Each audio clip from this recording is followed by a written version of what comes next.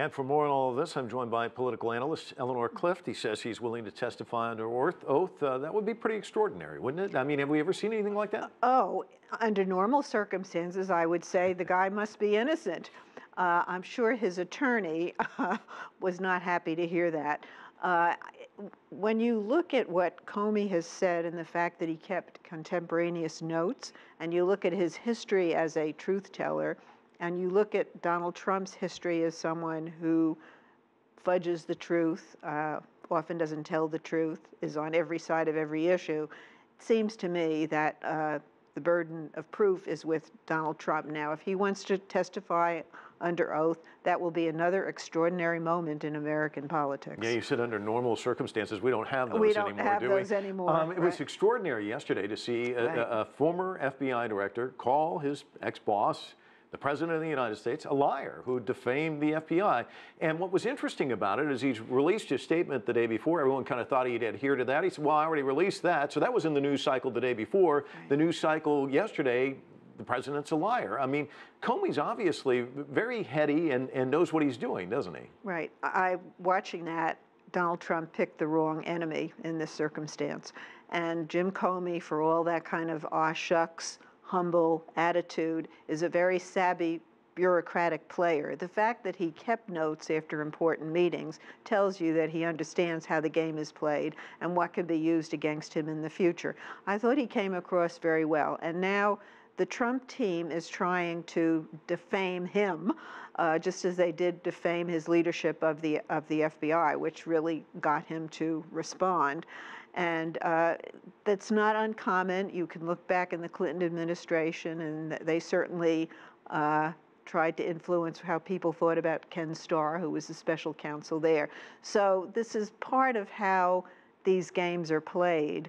But I think, too, the American people watched Jim Comey, and I don't think the majority of Americans came away thinking that this is a man who's making this up or that he, doesn't have some claim here to bring forward to the American people. The U.S. president saying he feels vindicated. Right. There weren't a lot of people, I think, who watched that yesterday who would have come away with that same But this is the belief. World that Donald Trump operates in. Everything is always great and wonderful, and it comes out the way he wants it. He believes that the testimony validated the fact that he was not personally under investigation. That's the part where he says he feels validated. But Mr. Comey went on to explain he didn't want to give that assurance publicly, which is what apparently infuriated the president.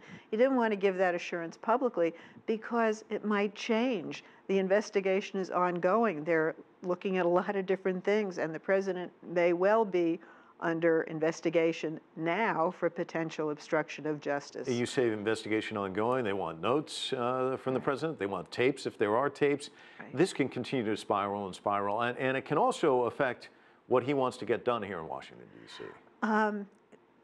The legislation that he is pushing is either very unpopular or is so sketchy they really haven't presented legislative proposals. So in a way, this is saving him from getting anything done in the Congress. But overall, the Congress wants to get the health care plan, they want to get tax reform, they want to get infrastructure. They want to get him to sign what they've wanted for many years. It's a Republican majority.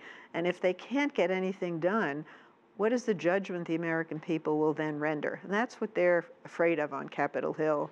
Well, and yesterday, Republican leaders coming out and basically the defense, we heard it from the speaker, well, he's a novice, he's naive. That's not really a great selling feature that your U.S. president really, he's new at this, he doesn't know what he's doing kind of a defense. And if he didn't know what he was doing, why did he clear the room and have this confidence exchanged only with himself and Mr. Comey? I mean, you don't have to watch too many movies to understand that there's something going on that's covert there. We don't have much time. This is not going away. It's going to continue to spiral, you think? I think Robert Mueller is committed to doing an expeditious job, but in the world of legal justice, months. This is going to be around, at a minimum for months. And so the president is going to have to learn to compartmentalize the way Bill Clinton did so that he can operate a government on some level. You can watch him at that press conference. He is seething. And I think it frightens me as a citizen, maybe the world, that this president is so erratic, and if he feels cornered, how is he going to react? I mean, I think you do have people, speculating about, is he sleeping enough? Can he get some sort of equanimity going forward here? Because this is not going to be over in the next couple of days or a week. Well, we'll certainly have you back on to talk about it because it's not going away. Eleanor Clift, always a delight. Thanks so much. Thank you.